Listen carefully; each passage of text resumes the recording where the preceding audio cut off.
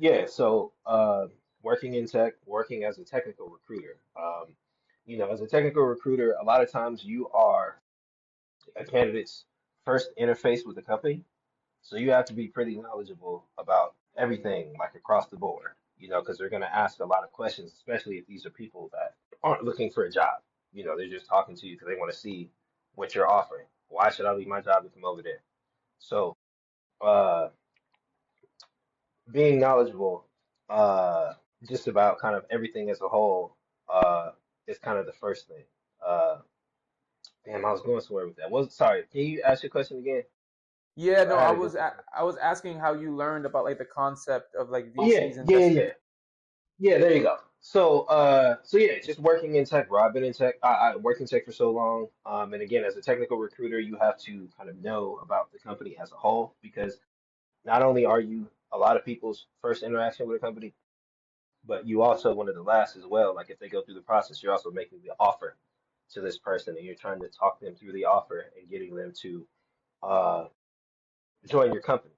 So naturally, working at various different startups, you kind of learn how the I don't know what you're saying. Oh, it's right here. What was I gonna say? Working as a technical Oh, well, recruiter. yeah. When you're working in these different startups, and you're working as a recruiter, and you have to be knowledgeable about so many different things, it's like you retain a lot of that information, right? So it's like that's how I learned all these processes, like working at these, and a lot of these startups that I worked at when I was in tech were pretty early stage.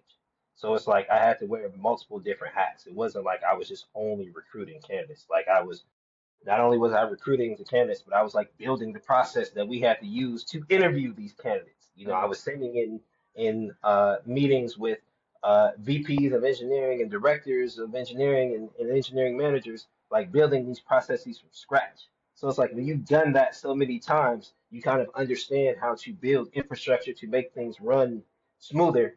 And it's like I take all that experience and try to apply it to what I'm doing now. And that's how it makes me think about, you can't sit with us and how I want to run it like almost like a tech startup, where it's like I just make the brand so damn hot just based on, what I'm doing music wise, the artists that I'm working with, to the point where people want to buy it, but I'm not selling it. And it's just like, hey, well, you can invest in it. And then I use that money that people invest with it to build the brand, whether it's marketing or I don't know, if I'm signing artists, that's how I like pay them in advance. I don't know. They're like a bunch of different ways or things that I was thinking about, but I'm not quite sure how to make the two cross over. But it's something that I think about pretty regularly.